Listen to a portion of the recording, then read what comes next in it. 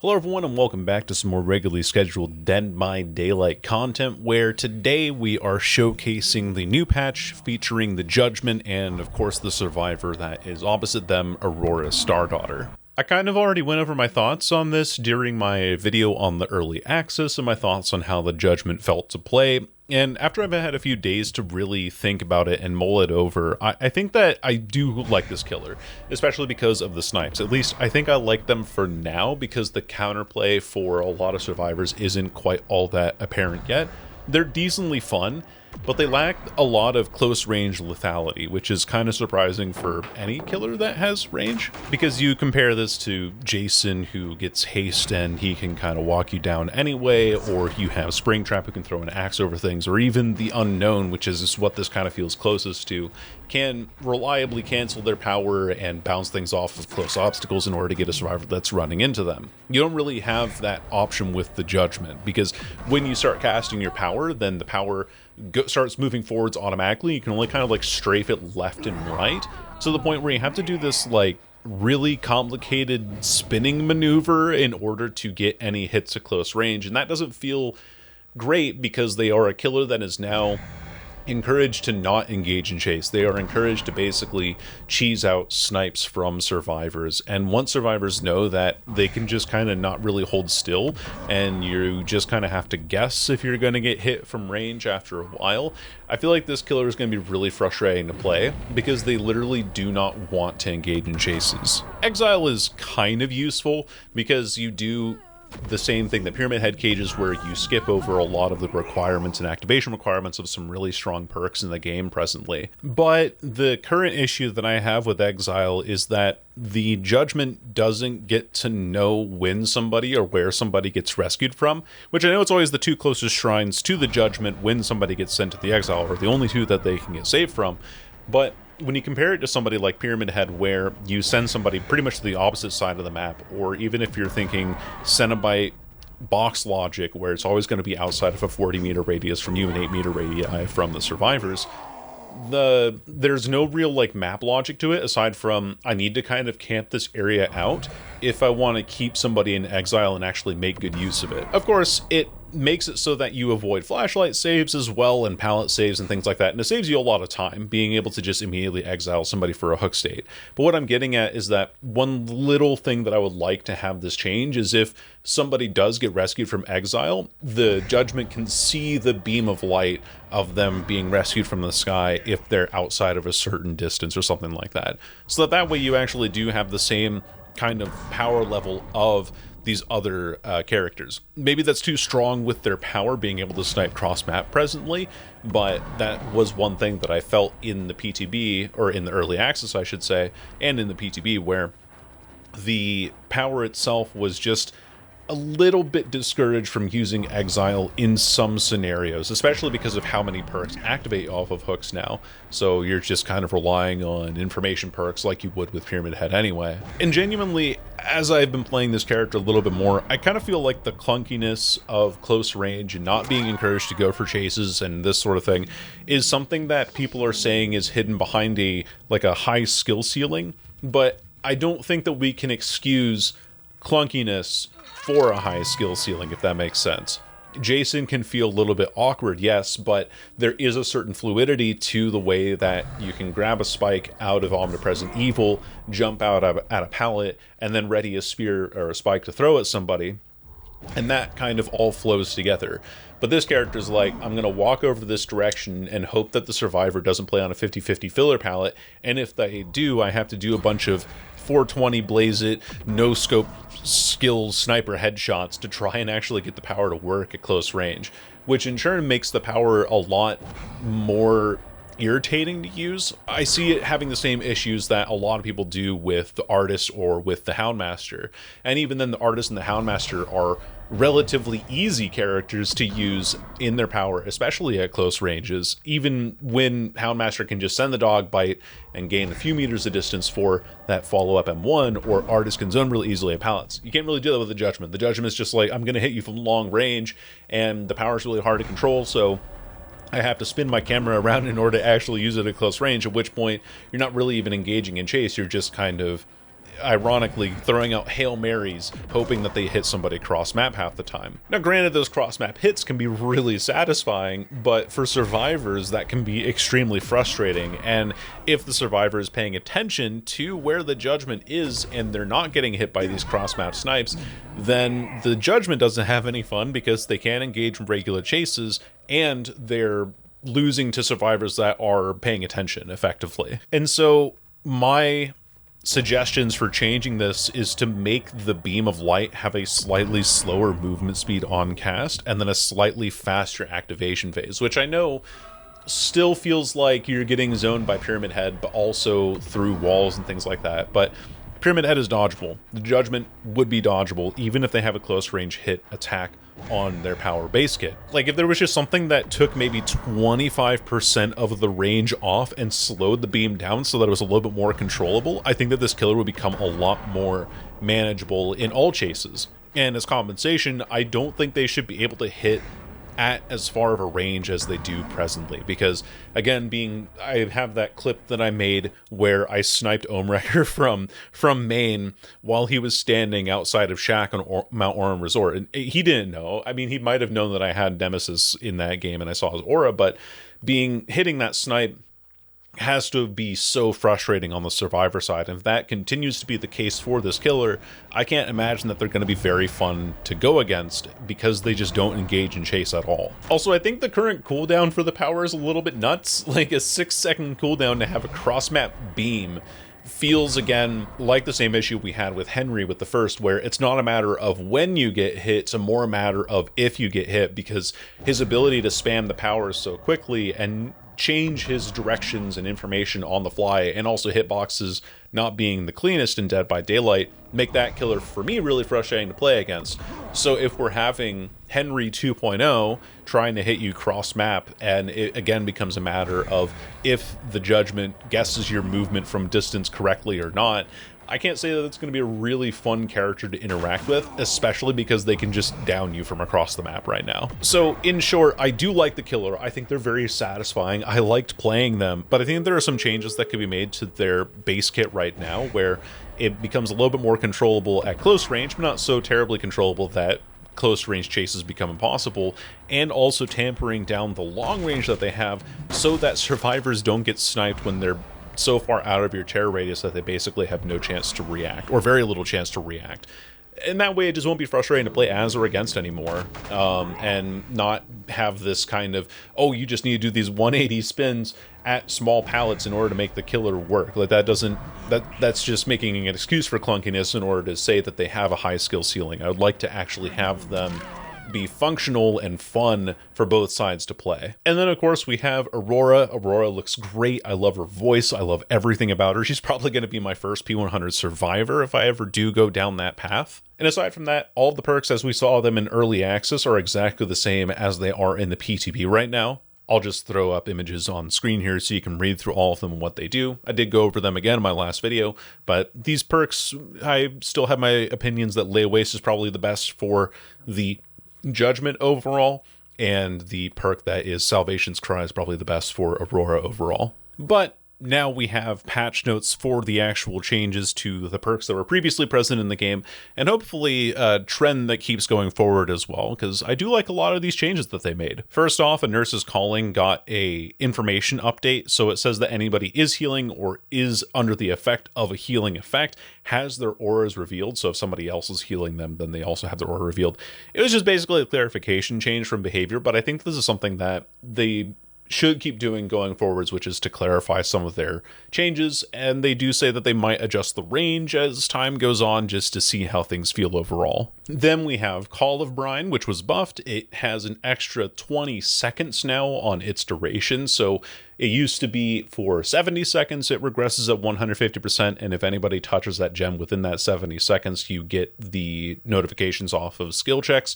Now it's up to 90 seconds. It could regress a lot better, but I think that 90 seconds also makes it so that it catches people who are trying to reinstate that generator, who are trying to repair that generator a little bit more with more regularity, really. Next up, you have Coulrophobia, which is getting nerfed because slugging is a playstyle that I find really boring to play and play against, and also watch. Even as a killer main, I think that slugging is ridiculous because it's just not interactive for any part of the game, and behavior very much feels the same way, so they're nerfing it to go from 50% slower healing to 30% slower healing. Aside from that, the skill checks still go faster. It's still a slow healing effect.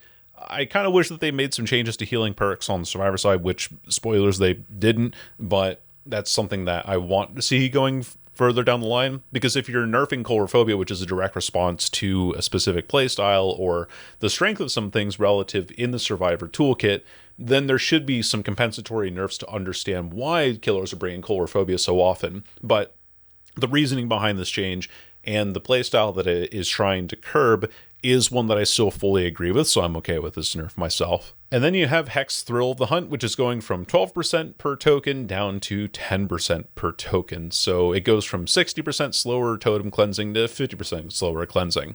I think that Hex Thrill of the Hunt this is a fine change, again, because this is a very uninteractive playstyle from the killers to just be like, you take 17 years to cleanse hexes, and then when they do cleanse hexes, it's like, oh, cool, I have no perks anymore. So the killers that were actually using these perks most often were ones like Henry, where it just kind of felt like a constant uphill battle to play into Thrill of the Hunt, or Jason, where it felt like a constant uphill battle. And that just wasn't particularly fun. Something that I'd really like to see accompany with these changes, though, to Hex Thrill of the Hunt is that I want to see hexes take skill checks. Because when hexes require skill checks, I think that what it should do is it should activate off of more perks. So let's say that you have a hex build, and then you're running something like Huntress's Lullaby, and then you have to hit skill checks while you're trying to cleanse Huntress's Lullaby. You know, you have these other like skill check options. Or it pairs with Gearhead, so that Gearhead can see when you're working on and getting skill checks on hex totems or something along those lines. So I agree with the change, but I want to see something more done with hexes, because now without Thrill of the Hunt, I feel like hex builds, I've never liked hex builds personally because they've always felt so weak. I always just get them cleansed immediately. And so seeing Thrill of the Hunt, which was a method of protecting your hexes, get nerfed a little bit, makes me feel like we need to do something else with hexes to make them more enticing to bring. Save the Best for Last, otherwise known as Keep Them Waiting, got buffed. It got an extra 1% to every stack that you get, and now there is a specification that the Obsession has to take damage, and it is not just a hit on a special attack, so we might be back in business with Deathslinger, where we don't lose 8 stacks for hitting the Obsession twice with our power, which will be so nice if that's the case. It would be great on Trickster again. It would actually be a good perk to run on Killer again if this is the case, because there was like one exception where people were saying, what if someone brings Plot Twist and they make you lose stacks as the Obsession? That happens twice a game. And on top of that, that would require the Killer to run Keep Them Waiting, or Save the Best for Last, and the Survivor would have to be the Obsession that also gets Plot Twist to make the Killer lose stacks. The actual chances of all of that aligning at the end of the day is extremely low, and it's kind of a funny counter to Save the Best for Last that doesn't really do a whole lot anyway. I think that overall this change is great. You can go from 32% now up to 40% faster recoveries from basic attacks, and then also hitting survivors with special attacks if it doesn't damage, like Pinhead Chains, like Deathslinger Chains, then you don't lose stacks anymore. And so this perk is actually somewhat decent on killers that could actually use it in their lives. And then Nowhere to Hide got nerfed to 18 meters. It used to be 24, now it's 18. I think this is totally fine. This was one that would center its aura around the killer. So if you had a really mobile killer, you would get 24 meters of aura reading, which is really good on the nurse, for example. Usually the most common use cases that I saw for Nowhere to Hide was that it would find somebody who was stealthing nearby a generator anyway. So the 18 meter range change doesn't really change a whole lot, I feel. I feel like anybody that it would have found previously for somebody who was sticking around a generator and getting unlucky with Nowhere to Hide because they didn't know the killer had it is not going to be, it's not going to be changing anything about that mentality. It's not going to change anything about the way that that's played. This is specifically a nerf that is for killers that like to have high mobility, especially nerfs who like to play nowhere to hide and pop, kick a gen, go teleport across the map, and then just kind of get cross-map information on where people are. So I agree with this change, and there is a dev note in here that says that if this change is not well received, if the range is like too punishing now, we'll make it so that it's 24 meters, but then it's only around the generator, which I think is what they should have done to begin with. I think that it following mobility is a way cheesier option than it is than it is like if it's actually just on the generator that you're kicking. Like that's kind of how it's expected to work, but it's a little bit cheesy right now, so we'll see how that goes. I do want the change where it's around the generator, not around the killer, but again, I don't make all the balancing decisions, and I'm excited to see what this change brings about too. And so that'll do it for the killer perks. On to survivor perks, we have Adrenaline, which is getting buffed. It's getting 1 extra second. That's it. It's getting 1 extra second of haste. It still heals you at the end of the game, still does the same thing. It just gives you 1 extra second of haste. Something that I would like Adrenaline to do would be that the haste doesn't activate if the survivor is exhausted. There's been a lot of times where I've seen people with Dead Hard. They'll use Dead Hard, they'll continue in chase, and then they'll heal mid-chase because the last generator pops. So in those situations where they get an extra second of haste now and heal, and Adrenaline just kind of overwrites exhaustion anyway, I don't really like that interaction presently. I'm fine with the heal, it's just like the haste that they get on top of it is already really crushing, and it feels counterintuitive to the way that Adrenaline, or that Exhausted normally works, and Adrenaline being an exception to that after all these years just doesn't feel great. So that would be something that I would like them to change in that regard, to actually make it work like it's supposed to be designed. Next up, Apocalyptic Ingenuity. This is a perk that nobody brings because it's bad. Every time that you open 2 chests, you get to repair a pallet to like a fragile pallet, so when you drop it, it breaks immediately, but it can be used to stun a killer. Now it's going down to 1 chest. So you only have to open 1 in order to activate this, and the build time has been reduced by 1 second, so you can set up those pallets a lot quicker now, which is fantastic. This perk was so bad for so long, even if it had you can see broken pallets within 32 meters effect that kind of gave you a reverse windows of opportunity effect. It requiring you to take 2 chests was so slow already that it needed this buff. I think this is a good buff. I think this is a perk that it's not going to see a whole lot of value anyway. Like, it's still relatively weak, but it's one that is going to have a welcome change anyway. Clean Break.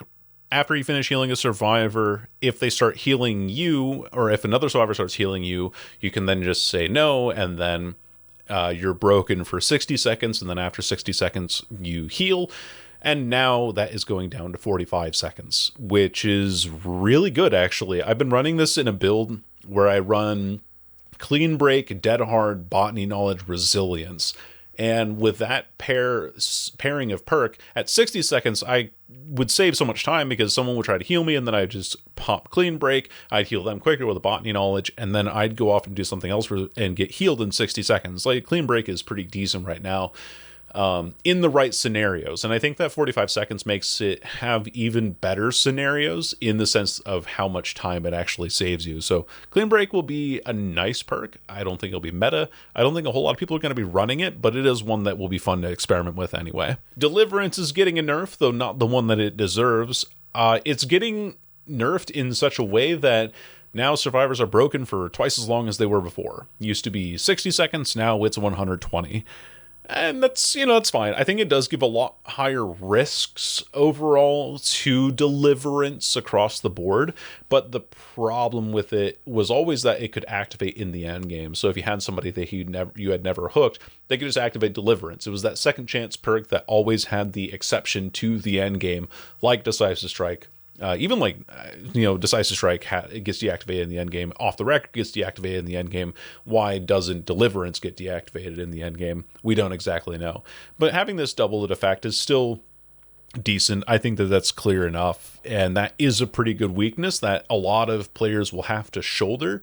Not to make a reference to shoulder the burden, but Deliverance having that extra length of time will make people think twice about it and think about having to play a lot more stealthy now and not nearly as aggressive as they used to be able to because of how long the effect lasts now. Moment of Glory. After you unlock 2 chests, the next time you become injured, you become broken for 60 seconds until you heal, and after which you'll heal to full. Now it's just 1 chest. So same thing that I did with Apocalyptic Ingenuity. This is a perk that you just never really see because 60 seconds is a long time for a lot of people, especially if they get injured, they're likely in chase, and so they would then take chase and be broken for 60 seconds. So after having to also open 2 chests, it just wasn't, or rummage through 2 chests, it just wasn't all that great. But being able to run it now where you can do 1 chest and then you're just active, and then you get injured, you can take like a protection hit, combine it with Metal of Man, all the kind of goofy stuff. This perk feels better. It's not great, but it's fun. I think it's one that you can put into some like altruistic builds and have a lot of fun with. And I'm not complaining about it being in this list at all. Repressed Alliance goes from blocking a generator for 30 seconds down to 15 seconds. And I don't know if that's a buff or a nerf, to be honest with you. 30 seconds is a long time to block a generator. It almost helped the killer out in some ways. But then also, if you were chasing around a generator that the killer wanted to kick, 30 seconds would eat up 30 seconds worth of a Pop Goes the Weasel. So if the killer hooked a little bit further away and tried to kick your gen, and then you Repressed Alliance, well, 30 seconds was long enough to wait out the entirety of Pop Goes the Weasel, right? But again, that would rely on the killer bringing Pop, which is a fairly common perk anyway. And it would also require the killer to not get another down and possibly get a Scourge hook within 30 seconds and, things like that.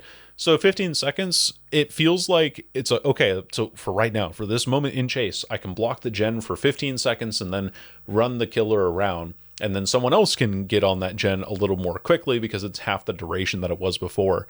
But I don't know, was it better for it to be longer duration? It seems like the situations for Repressed Alliance were a little bit better if they were longer duration, but I never really played with this perk. I'm only just talking in terms of theory. So this is a change that I am not going to see a whole ton of, I'm sure, because it's not a popular perk.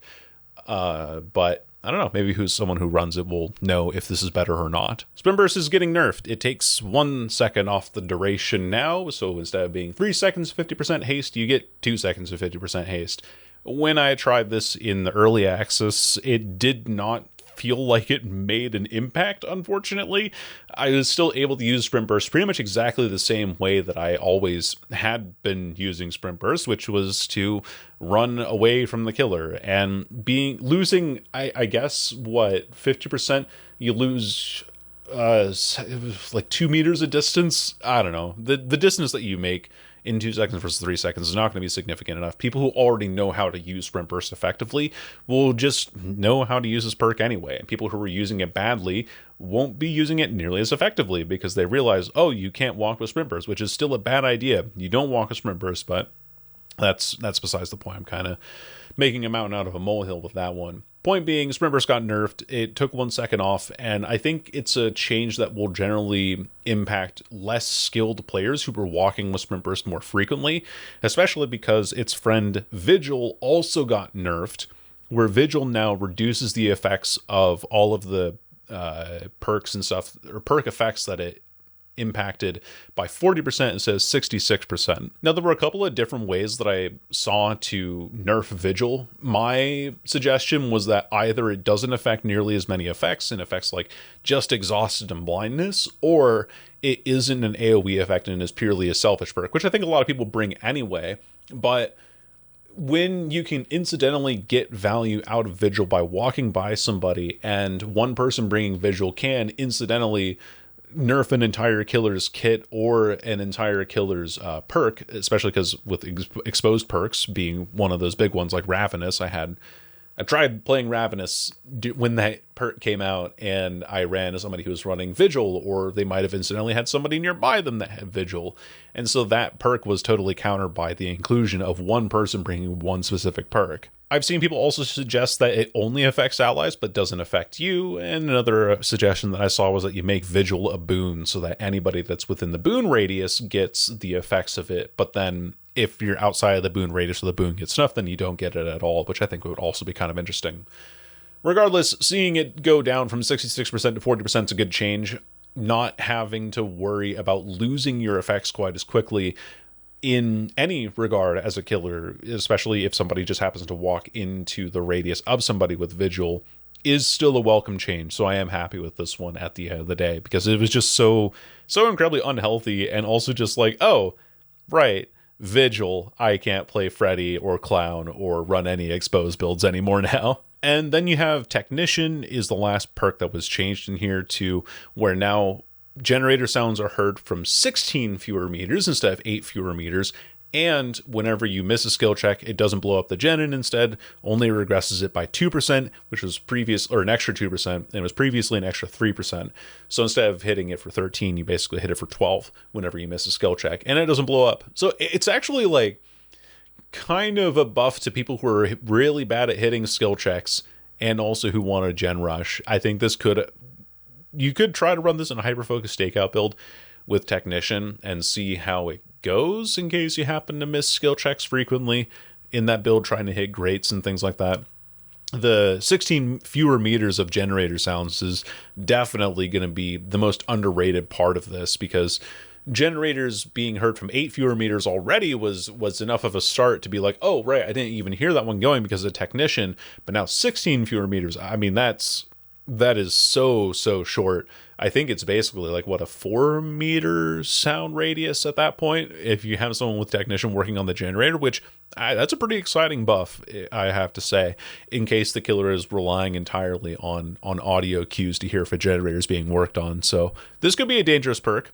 This could be, but I'm going to hold my breath on this one because it wasn't good before, and it's likely that it won't change much now. And then, of course, with this patch came a whole bunch of other changes. One of the biggest ones that I was super happy with that they added was a killer overview tab. So now in client, you can view all the information that you want about every single killer. It tells you numbers, like how fast the Wraith moves. It tells you everything that the power does, what the killer will do. It gives you video examples in client of how the power works. Like, this is so beautiful. I am so happy with this, because now people can understand what they're playing against and really read up on everything and still get a good general overview without having to go to third-party sources. Not to say that, like, I don't want them to go to third-party sources, because I think that my guide on Deathslinger is pretty freaking awesome, but having people be less frustrated playing against killers that they don't see very often, like the Onryo, for example,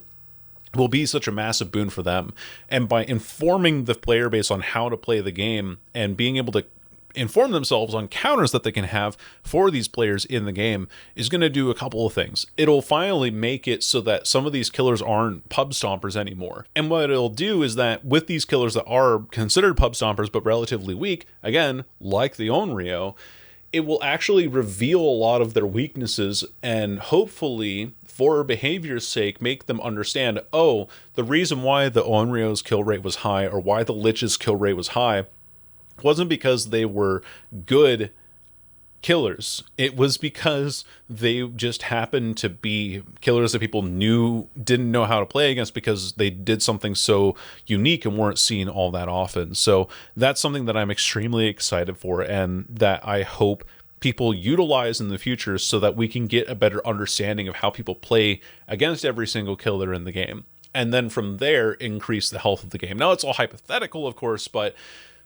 having that information in client is already a great start, and especially for informing people who don't want to go watch a YouTube video on what a killer does. And then finally, of course, your regular run of bug fixes, the biggest one of which is that Skull Merchant can place your drones on the table in Dead Dog Saloon again. A couple of other ones in here that I'm not too familiar with, the killers themselves specifically.